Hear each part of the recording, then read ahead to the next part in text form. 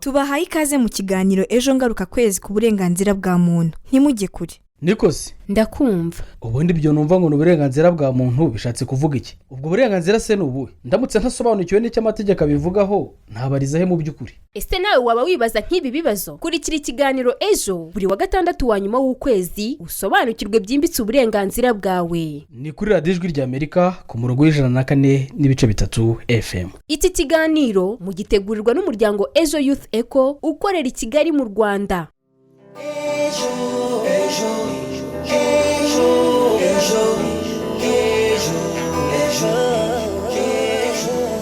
Ibihe byiza mwese mukomeje gukurikira gahunda za radiyo ijwi ry'Amerika ivugira ku murongo w'104.3 FM. Ni umwanya w'ikiganiro ejo mutegurirwa n'umuryango Ejo Youth Eco ukorera i Kigali mu Rwanda. Mu kiganiro cya none mugiye kuba nanjye Doris Mugisha mfatanyije na mugenzi wanjye Wisabye Christine. Nige na Roger niwe uhagarariye iki kiganiro mu gihe Mizero Crispin ari ku buhanga bw'ibyuma. Amakuru y'iminsi Christine. Amakuru yanjye ni meza, nizere ko n'abakunzi bacu bameze neza. Yego ndizera bameze neza, ahubwo se uyu munsi turaganira ku ki? Uyu munsi tugiye kuganira ku burenganzira bwa muntu, aho akenshi hari aho usanga uburenganzira bw'ikiremwamuntu butubahirizwa cyangwa se ugasanga umuntu atazi uburenganzira bwe. Niyo mpamvu twabateguriye ku burenganzira bwo kororoka hagati y'umugabo n'umugore. Bakunzi bacu rero ntimuze gucikwa n'ikiganiro cy'uyu munsi kuko turumva bamwe mu baturage bo mu karere ka Gatsibo icyo bavuga kuko abantu bafunzwe bajya babonana nabo bashakanye mu buryo bwo kororoka cyangwa se gutera akabariro. Turaza kumva umwe mu muryango wagezweho n'ingaruka ubwo umwe muri bo yari afunzwe akagerwaho n'ingaruka kubwo itegeko ryo kororoka hagati y'abashakanye ritubahirizwa. Turumva kandi n'icyo umwe mu banyamategeko abivugaho. Usibye ibyo kandi turaza kumva ibitekerezo byanyu mwebwe mudukurikiye ndetse bakunze ibikinamico ngira nkugire ntimuze gucikwa. Uyu munsi turaza kumva agace ka 11. Ntimujye kure inyikira amajwi zanyu. Ibitekerezo byawe bihawe ikaze mu kiganiro cya none. Twandikire cyangwa duhamagare kuri 07 28 02 82 32 cyangwa kuri 07 87 58 14 11. Iyi nimero wanayidusangaho kuri WhatsApp. Ikaze nanone mu kiganiro ejo cya none aho turi kuganira ku burenganzira bwa muntu ariko turibanda ku burenganzira bwo kororoka hagati y'umugabo n'umugore. Aho hari aho usanga umwe mu bagize umuryango afungwa agakatirwa bityo bikagira ingaruka ku muryango zirimo kutororoka kuko hano mu gihugu cyacu mu Rwanda batemerera abashakanye mu gihe umwe afunzwe kuba batera akabariro. Ariko hari bimwe mu bihugu nk'Ubufaransa, Canada, Ubuhinde byemerera abafunzwe guhura nabo bashakanye bagatera akabariro. Ese wowe udukurikiye wumva abantu bafunzwe bajya babonana nabo bashakanye mu buryo bwo kororoka? Ese ubona bikenewe? Dusangiza igitekerezo cyawe kuri iyi ngingo. Dutangiye ikiganiro cyacu kigiye kugaruka ku burenganzira bwo kororoka aho umuntu wese afite ubwo burenganzira kabone n'ubwo yaba afunzwe. Yego rwose, ingingo ya 16 iri mu masezerano mpuzamahanga arebana n'uburenganzira bwa muntu ivuga ko umuntu wese wujuje imyaka y'ubukure afite uburenganzira bwo gushaka no kugira umuryango. Naho ingingo ya 254 mu itegeko rigenga abantu n'umuryango rivuga ko uburyo bwo kugira umuryango cyangwa kororoka bikorwa hagati y'umugabo n'umugore mu buryo busanzwe cyangwa bwifashishije ikoranabuhanga. Dukomeje n'ikiganiro cyacu kaduhere ku buhamya bwa Ngezaho Guhora Jean Bosco utuye mu murenge wa Rutunga mu karere ka Gasabo avuga ko nyuma yaho yafunzwe agakatirwa imyaka 10 yasanze umugore we yarabyaye abana babiri ku bagabo babiri batandukanye. Avuga ko byagize ingaruka cyane cyane zijyanye n'ubukene ndetse no kutizerana. Ni mu buhamya yasangije mugenzi wacu Nkurunziza Pacifique, reka tubwumve turagaruka mu kanya.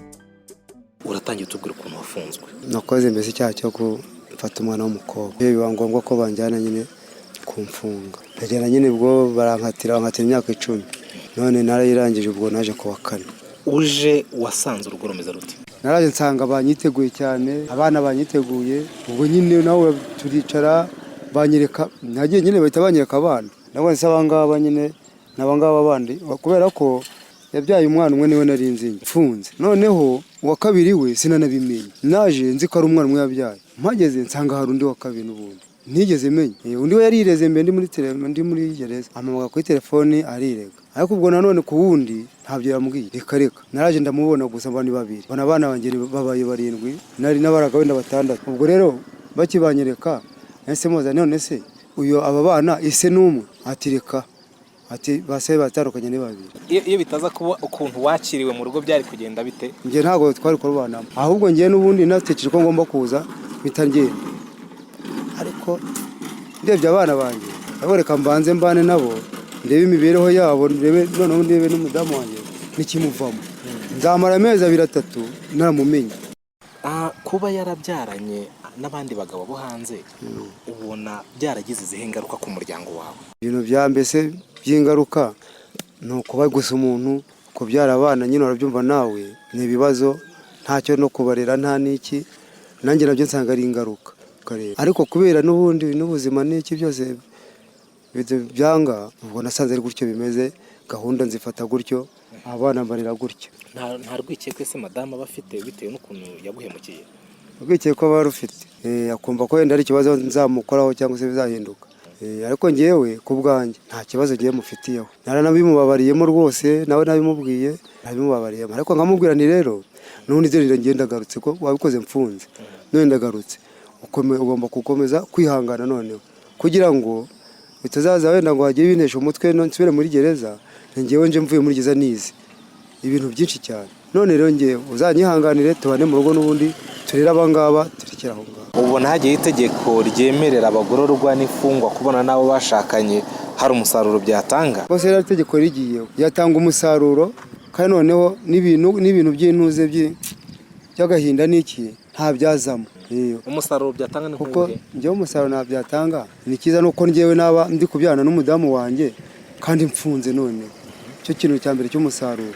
None nanjye nkazafungurwa mvuga ngo abana nababyanye n'umudamu wanjye kandi mfunze, nta ruri rwikekwe rundi namushyiraho rero, ntarwo. Ariko kubera ko n'ubundi tube dufunze nabo bari gutya bigira uko bishakiye, tugomba kugira urwikekwe, nta kundi nawe urumva ko nta kuri byagenda. Gusa agahindura ugatura kwemera ugaceceka, koko uravuga uti nugenda ukamuvugana none ni gereza. Ninza nkavuga ngo wa mugore we aba bana ko ntabahasize nkasiga abana 5 nkaba nsanze 7, abo bana bakuye. Uyu ni ukuvuga ngo ni ukubivuga ahita bakubwira ati umugabo yagarutse kunshyira ku nkeke, bongera bansubiza iriya, ntabwo rero nabikora.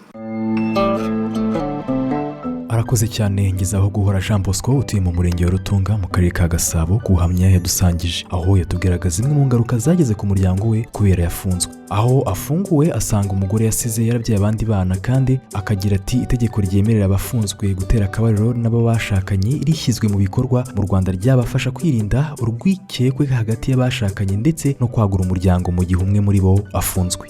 Dukomeje n'ikiganiro cyacu twumva icyo bamwe mu baturage bo mu karere ka Gatsibo bavuga ku kuba abashakanye mu gihe umwe afunzwe bahabwa akanya bagatera akabariro. Gusa hari n'abahamya ko bidakwiriye kubaho bishyizweho byasa nk'aho igihano cyorohejwe. Ni mu bitekerezo basangije mugenzi wacu Ishimwe Honore wazengurukije mikoro y'ikiganiro ejo muri aba baturage. Reka tubumve. Nyine ingero ziba zihari nyinshi, ndetse umugabo afunzwe nyine undi ako kanya agahita azana abandi babona niba akiri mutoya wenda bibaye byiza ko sinzi niba wenda bishoboka kubaha nk'akanya gatoya, hanyuma wenda akarya ko ashobora kuba yavamo wenda afite akana, urumva bitagira icyo bifasha se. Nyine iyo wenda wagize ibyago umugabo bakamufunga wenda akamara nk'iyo myaka 3 cyangwa 2, akagaruka agasanga umugore yaba afite abana yabyaye muri iyo myaka cyangwa se anatwite, icyo gihe ntabwo imibanire igenda neza kuko aba yaramuciye inyuma, twana ugasanga baranatandukanye. Umubiri urakora ni urugero, niba umuntu afunzwe afite yenda nk'imyaka 30, yenda afunzwe ariho yaragishaka, yenda yateganya kuzabyara abana 2, abazongera kubyara gihe ki imyororokereye y'umuryango we ibibuze, urumva yakororoka ate? Wenda insimbura gifungo ku muntu udafite icyaha gikomeye abashe kuba yabonana n'urugo rwe muri icyo kintu cya hafi. None se ubwo yafunzwe nyine ko ari cyo kibazo nyine, nanjye nakwibaza ubwo uri kumva nyine baba bamushyize igorora kugira ngo bonane n'umugore. Ubwo niba mfunzwe akaza kunsura aho mfungiwe bakamurenganzira tukabonana, umugore azamwira ngo cyagiye twabonanye, kandi icyo gihe si cyo yasamiyemo. Ubwo nimba nindamuka ntashye gasanga yabyaye kandi icyo gihe ntaramutenda, azitirirwa njyewe kandi ntaramubyaye kubera ko yaje tukabonana ariko sinahise mutere nawe ifatira hanze, urumva ko byaba ari ikibazo. ikintu leta y'u Rwanda nyine yadufasha nubwo wenda umuntu yavuga ngo arafunzwe, twebwe nk'umuryango tukajya kumusura tukamwereka yuko turi kumwe, turi hafi ye. N'ubundi bajya babagenera umunsi cyangwa amasaha bagahura kabiri, hanyuma n'ubundi byarangira agasubira aho bamuteguriye.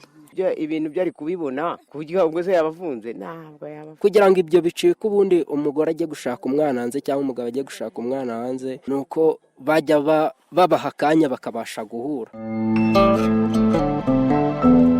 Reka dushimire mugenzi wacu Ishimwe Honore ndetse na bamwe mu baturage bo mu karere ka Gatsibo kubw'ibitekerezo byiza badusangije. Bamwe bati basanga leta yakagenya akanya ko kubaka urugo cyangwa gutera akabariro hagati y'abashakanye mu gihe umwe muri bafunzwe by'igihe kirekire, bigamije gukumira guca urubyaro ndetse no kwirinda amakimbirane ashamikira ku kuba bamwe basanga bo basize barabyaye hanze. Ku rundi ruhande bamwe bavuga ko guhabwa uwo mwanya kuri bamwe ngo byaba bisa no kudaha uburemere igihano cyatanzwe. Ese udukurikiye wumva abantu bafunzwe bajya babonana n'abo bashakanye mu buryo bwo kororoka?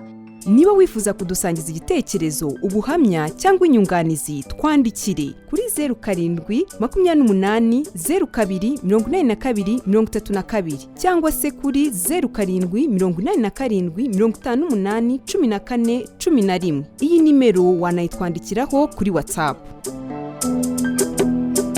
Akenshi muri bimwe mu bihugu byateye imbere nk'Ubufaransa, Canada, Ubuhinde, usanga iyo umwe mu bashakanye afunzwe yemererwa gutera akabariro n'uwo bashakanye kugira ngo itegeko ryo kororoka ryubahirizwe, ariko hano mu Rwanda ntibiremerwa, ariho usanga hari bamwe mu baturage basaba ko ryashyirwaho kugira ngo mu gihe umwe mu muryango afunzwe, umuryango ube washobora gukomeza kwaguka hanirindwa amakimbirane y'uko uwasigaye yabyara hanze. Katwumve icyo umwe mu banyamategeko Nsengiyumva Innocent yumva cyakorwa kugira ngo iryo tegeko ryubahirizwe. Ni mu kiganiro kigufi yagiranye na mugenzi wacu Ishimwe Honore. Katubumve, turagaruka mu kanya. Iyo urebye neza amabwiriza ya komiseri mukuru wa RCS agenga isurwa n'ifungurwa ry'abagororwa harimo icyo bita gusurwa, ariko gusurwa nyine ntago harimo icyo bita conjugal room cyangwa se icyo cyumba nyine cyo kuba bahuriramo nyine n'ibyo byo kuba batera akabariro bikaba byabaho. Ariko mu Rwanda ufunzwe wafunzwe nta bundi burenganzira yemererwa mu bijyanye no muri famiye nk'uko biteganywa n'ino ngingo ya 24. Ni ukuvuga ngo ntago yemerewe nyine no kuba yahura n'umugore ngo babe batera akabariro. Hari ibihugu hanze mu magereza nk'umugabo ufunzwe umugore we nyine ahashobora kuba yamusura bagahurira muri iyo conjugal room. Maître, haba hari case mwakiye zababagejejeho ibibazo cyangwa se imanza mwaburanishije cyangwa se mwakurikiranye, umwe yasanze umugore we yaramuciye inyuma mu gihe yarafunze, cyangwa se agasanga hagati y'abashakanye umwe muri bo yaracuze?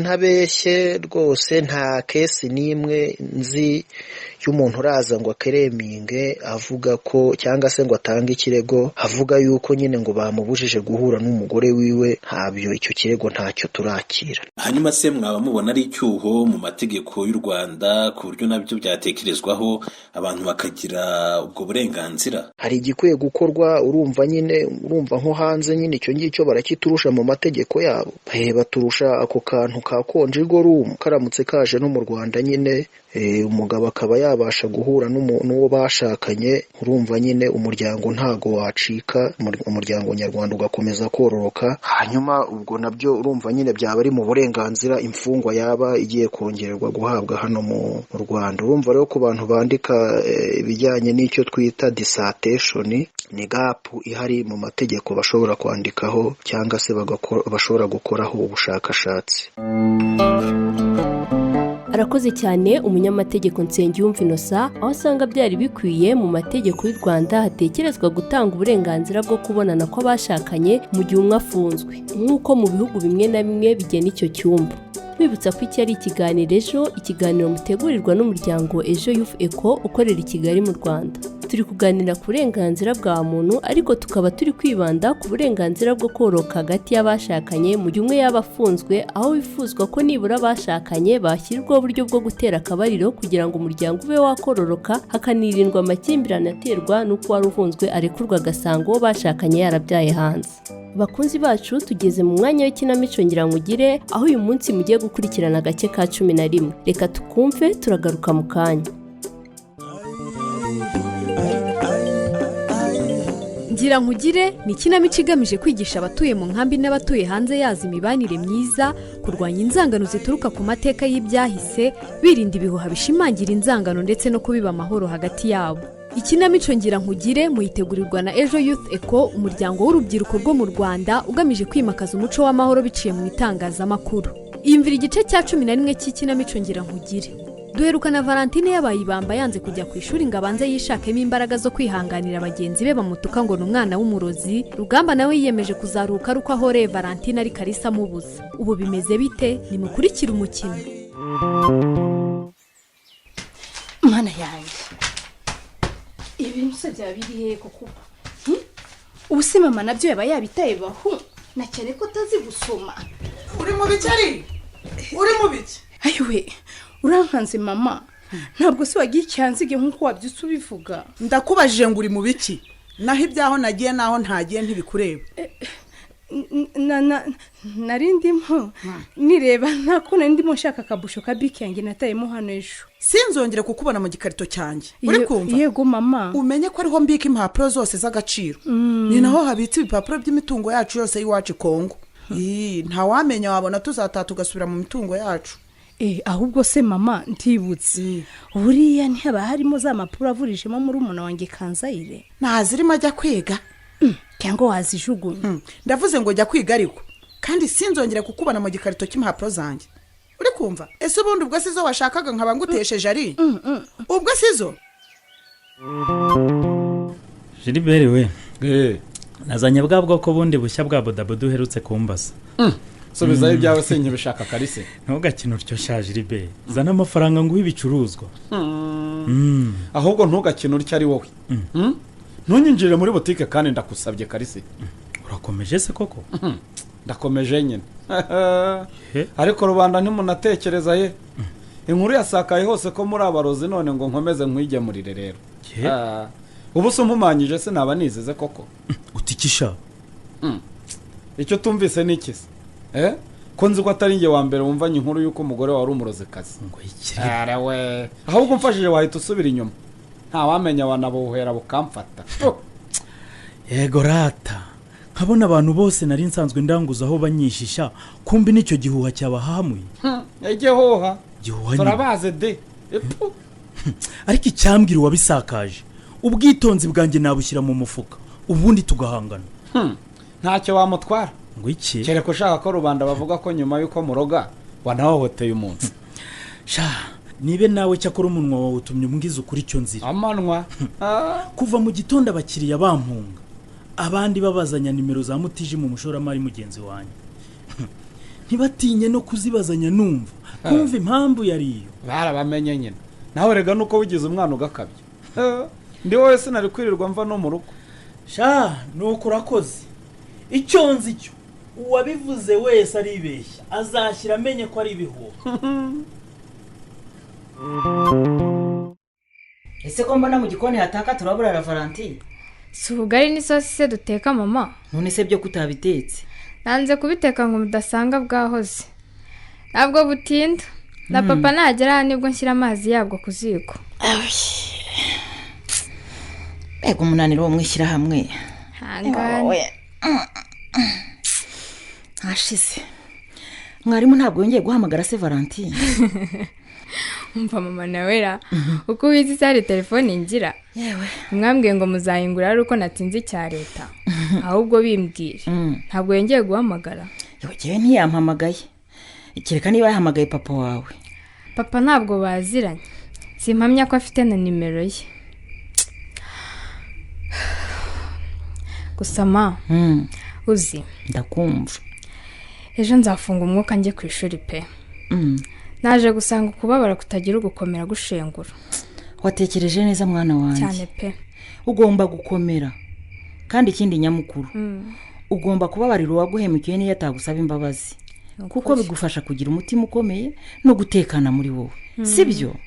Nibyo rwose mama. Buriya mwagiye ku kazi nsigara mbyibazaho. Ndavuga nti suni ndababazwa n'iki ko nzi neza ko atari ukuri. Nuko mfata umwanzuro w'uko ejo nzajyayo. Nuko rwose. Ahubwo na papa nashaka azisigarire nzijyane. wakomeye koko mwana wa cyane mama. Gusa papa wazaguherekeza kuko ikigo cyagutumye umubyeyi sibyo? Ariko ubundi icyo ntiyumvisha ni kimwe. Bantumye umubyeyi w'iki? Nimwe mwasibye ishuri mugiye gusobanura uburyo ki muri abarozi. Ubundi mwe barabashaka iki? Ubundi ubu wafunga umutwe nkazijyana nkareba ko bangarura. Valentine akomeje kwibaza impamvu bamutumye umubyeyi byamuyobeye. Karisiti w'igihuha cy'uko umugore we Murekatete ari umurozikazi Gilbert na Donata bakwirakwije kimukuye amata mu kanwa. Ubu se Disi azongera kubona abakiriya naho ubutaha.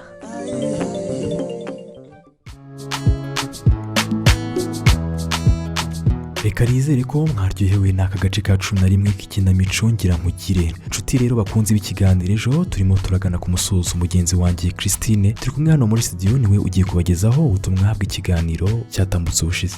Ubutumwa bwa none bwatambutse mu kiganiro cyatambutse ubushize aho twaganiraga kuri bamwe mu babyeyi badasobanukiwe n'ubuzima bw'imyororokere, ugasanga hari zimwe mu ngaruka zigera ku bana nko gutwara inda zitateguwe, kugwa mu bishuko ndetse n'ibindi. Aho twabazaga duti ese udukurikiye wumva ari iki ababyeyi badasobanukiwe ubuzima bw'imyororokere bakora ngo bagire ubumenyi ku buzima bw'imyororokere. Ubutumwa bwacu tubuhere ku mukunzi wacu witwa Ezekiel Hakizimana w'inyamasheke mu murenge wa Ntendezi, aho yagize ati icyo bakora kugira ngo bagire ubumenyi ni uko bakegera impuguke ku bijyanye n'ubuzima bw'imyororokere bakazigisha inama ndetse zikabaha ubumenyi bw'ibanze nabo bakamenya ibyo baganiriza abana babo. Naho uwitwa Saverina Uwimana uherereye mu karere ka Rulindo yagize ati hagomba kurebwa uburyo bigisha ibijyanye no kwirinda ingaruka z'imibonano mpuzabitsina. Umukunzi wacu witwa Nyandwi Emmanuel utuye mu murenge wa Ndera we yagize ati ababyeyi bose baba bazi ibijyanye n'ubuzima bw'imyororokere, ahubwo aho bipfira ari uko bitinya ntibabashe gutinyuka ngo basobanurire abana babo.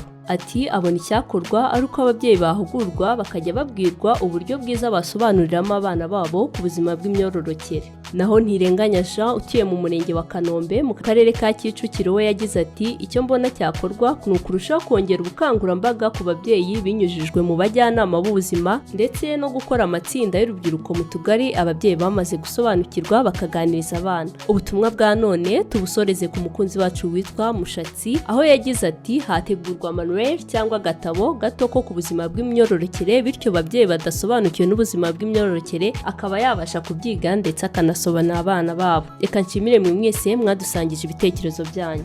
Urakoze cyane Christy, ndetse namwe mwese mwamwohereje ubutumwa turabashimiye. Mbibutsa ko tugeze ku musozo w'ikiganiro cya none aho twaganiraga ku burenganzira bwa muntu, tukaba twibanze ku burenganzira bwo kororoka hagati y'abashakanye mu gihe umwe muri bafunzwe. Aho twumvise ibitekerezo bya bamwe mu baturage bo mu karere ka Gatsibo bavuga ko abashakanye bagahawe umwanya wo gutera akabariro mu gihe umwe afunzwe mu buryo bwo kwirinda amwe mu makimbirane aterwa n'uko hari igihe umwe aba afunzwe agasanga mu gihe afunguwe uwo bashakanye yarabyaye hanze. Si ibyo gusa kuko twumvishe Ngezaho Guhora Jean Bosco utuye mu murenge wa Rutunga mu karere ka Gasabo yadusangije ubuhamya bwe bw'ibyabaye nyuma y'aho afunguriwe, aho yari amaze imyaka 10 afunzwe. Yafungurwa agasanga umugore yarabyaye hanze, ariko akaba asaba ko abafunzwe bagenerwa umwanya wo gutera akabariro n'abo bashakanye kugira ngo hirindwe amakimbirane mu muryango. Yego, twanumvise n'umunyamategeko Nsengiyumva Innocent aho asanga byari bikwiye ko mu mategeko y'u Rwanda hatekerezwa ku gutanga uburenganzira bwo kubonana kw'abashakanye mu gihe umwe afunzwe cyangwa se gutera akabariro, nk'uko mu bihugu bimwe na bimwe bigena ibyo byumba bizwi nka chambre conjugale. Wakoze kubana natwe uyu munsi. Wifuza kudusangiza igitekerezo, ubuhamya cyangwa inyunganizi, watwandikira kuri 0728028232 cyangwa kuri 0787581411. Iyi numero wanayitwandikiraho kuri WhatsApp. Wanadusanga kandi ku zindi mbuga nkoranyambaga nka Facebook, Instagram, Twitter na YouTube. Wandika Ejo Youth Echo ahashakishirizwa maze ukadusangiza icyifuzo cyawe. Bakunzi b'ikiganiro ejo naha dusoreje ikiganiro cy'uyu munsi. Mbashimire mwe mwese mwabanye natwe ndetse namwe mukomeje kuduha ibitekerezo byacu. Nshimire kandi Nigena Roger waruhagarariye iki kiganiro ndetse na Mizero Crispin waruri ku buhanga bw'ibyuma. Naho kuri mikoro mwabanye nanjye Wisabye Christina ndetse na mugenzi wanjye Mugisha Doris. Mukomeze kugira ibihe byiza. Ejo